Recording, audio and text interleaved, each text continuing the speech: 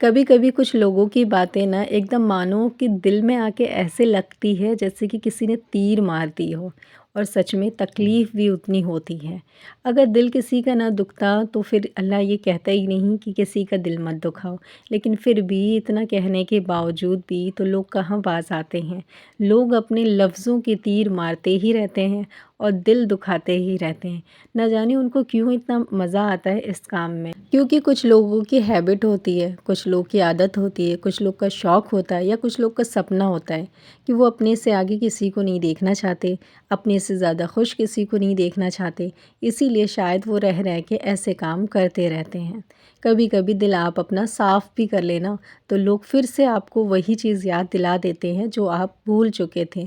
जिस ज़ख्मों पे आपने वक्त के साथ मरहम लगा लिया है और सामने वाले इंसान को माफ़ कर दिया है, लेकिन कुछ लोग इतने बेशर्म होते हैं कि वो चाहते ही नहीं कि आप उसे माफ़ करें। वो बार बार आपसे वो बात कहते हैं जिससे आपका दिल दुखता है और फिर आपके ज़ख्म वो ताज़ा कर देते हैं। कहते हैं ना कि कुछ लोग जहन्नम की तैयारी अपने हाथों से कर रहे होते हैं।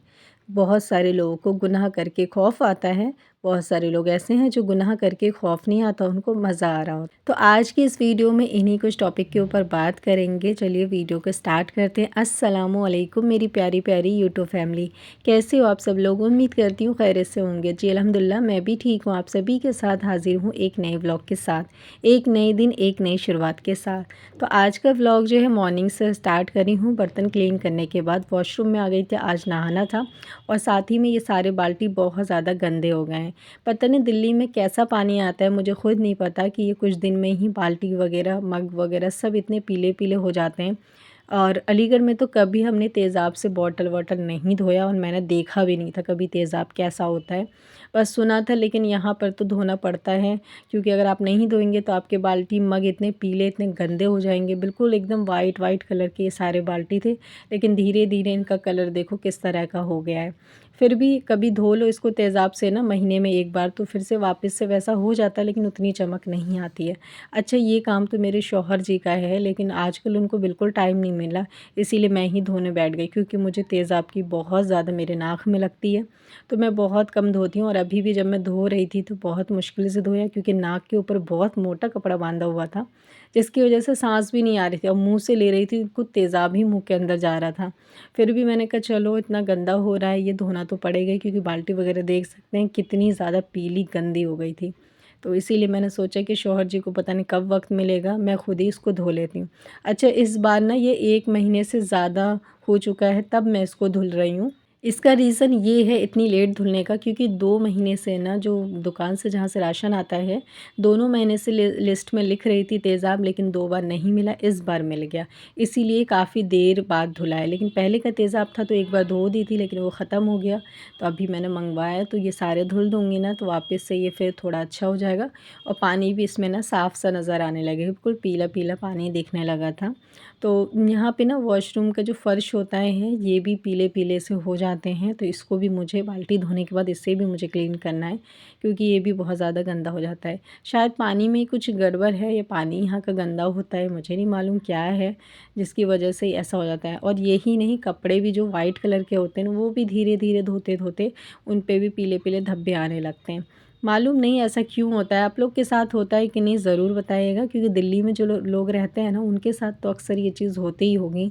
और कहीं कहीं नहीं भी है ऐसा, लेकिन ये टंकी का पानी है, शायद इस वजह से होता हो। जहाँ पे डायरेक्ट पानी आता है ना दिल्ली में, उधर ऐसी प्रॉब्लम नहीं है।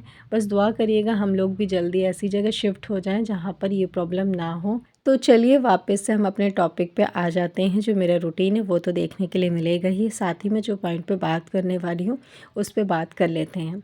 देखो दुनिया में ना लोग ये चीज़ तो कभी नहीं छोड़ेंगे, क्योंकि जो बुरे हैं, जो बुरे सोच रखने वाले लोग हैं, जो आपको बुरा समझते हैं, उनके दिल में कभी अच्छाइयाँ नहीं आ सकती, है ना। बहुत मुश्किल है कि उनके दिल में कभी अच्छाइयाँ आ जाए। तो वो वक्त वक्त पे तो ऐसा आपको बुरा बोलेंगे ही, आपका दिल भी दुखाएंगे। और जब इंसान का दिल दुखता है ना, किसी किसी की बातें इस कदर इंसान को तोड़ देती है ना, इंसान का दिल जो है ना एकदम टूट जाता है। उसके जो जीने की जो ख्वाहिश होती है, उसके जीने की जो तमन्ना होती है वो ख़त्म हो जाती है। कुछ इंसान किसी की बातों से इतना अपने आप को तोड़ लेता है, दिल दुखा लेता है कि वो ये चीज़ कहने लगता है कि मैं अपनी ज़िंदगी से अब तंग आ चुकी हूँ। मेरी ज़िंदगी में क्या है अच्छा? कुछ भी अच्छा नहीं है। यहाँ तक कि अल्लाह के सामने भी रो रो के वो इंसान यही कह रहा होता है कि मुझे ऐसी ज़िंदगी तूने क्यों दी? ऐसे लोग क्यों दिए? लोग मेरे बारे में ऐसा क्यों बोलते हैं? और वो अपनी ज़िंदगी को कोसने लगती है, अपनी ज़िंदगी को बुरा बोलने लगती है, अपनी किस्मत को बुरा बोलती है, इन सारी चीज़ों को बुरा बोलने लगती है। रीज़न क्या होता है? दूसरों की बातें होती है, जो कि दूसरे आपको बोल रहे होते हैं, उसकी वजह से आप अपने आप को इतना ज़्यादा डीमोटिवेट कर लेते हैं, तोड़ लेते हैं। अच्छा देखो, डीमोटिवेट वाली बात भी नहीं है, क्योंकि किसी-किसी की बात इंसान को लग ही जाती है। आप कितने भी स्ट्रॉन्ग हो, लेकिन हैं तो इंसान ही हम, दिल तो दुखता ही है। ऐसा तो नहीं है कि हम पत्थर के बने हुए हैं, वही कोई भी हमें मारे असर ही नहीं होगा। तो वही वाली बात है कि कितना भी इंसान स्ट्रॉन्ग हो ना, कि औरत, तो फिर भी किसी न किसी की बात तो लग ही जाती है, और उस मोमेंट पे बस हम अपने आप को बुरा भला बोलने लगते हैं।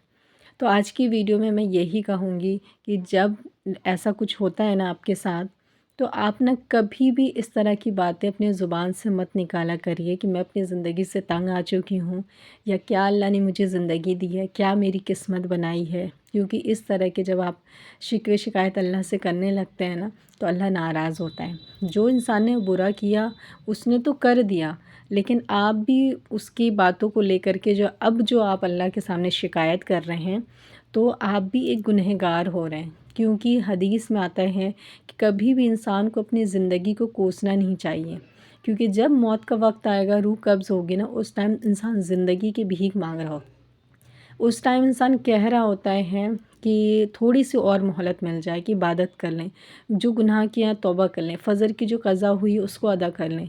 इस तरह की मोहलत इंसान माँग रहा होता है, लेकिन उसको नहीं मिलती। तो ज़िंदगी इतनी कीमती चीज़ है, ज़िंदगी की इतनी ज़्यादा अहमियत है, ये हम आज नहीं हमें पता चलेगा, उस दिन पता चलेगा जब हमारा आखिरी वक्त होगा।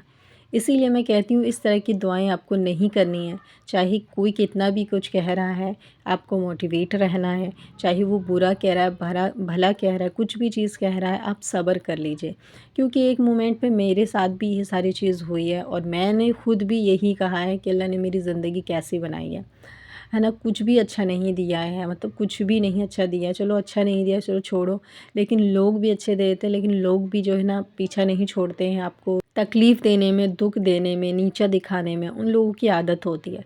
लेकिन आप अपनी एक आदत बनाइए कि जब भी ऐसा कुछ आपके साथ हो जाता है ना, आप 2 रकात निफ़्ल पढ़िए, अल्लाह से दुआ करिए अपने लिए, और अल्लाह से यही कहिए कि अल्लाह मुझे सब्र वाला बना, मुझे सब्र वाला बना। सब्र में इतनी ताकत है ना, क्योंकि एक इंसान, एक औरत सबको जवाब नहीं दे सकती जब सारे दुश्मन आपके खड़े हो जाते हैं।